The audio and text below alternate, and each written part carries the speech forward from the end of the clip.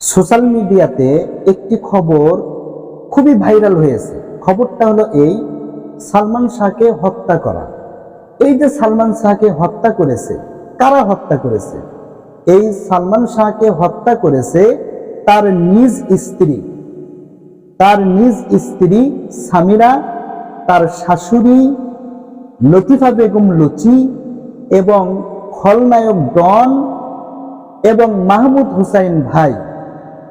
এই চারজনের নাম প্রকাশ হয়েছে, আর অন্যান্য ব্যক্তির নাম এখনো প্রকাশ হয়নি।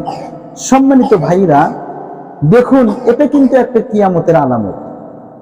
যেখানে স্ত্রীর কাছে স্বামী নিরাপদ নয়, এটা কিন্তু একটা কিয়ামতের আলামত। এখন হয়তো বলবেন যে সালমান শাহকে হত্যা করার মূল রহস্য কি, মূল কারণ কি?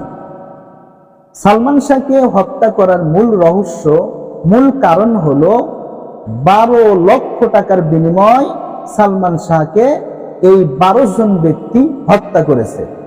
সম্মানিত ভাইরা, এর বিচার শুরু হয়ে গেছে।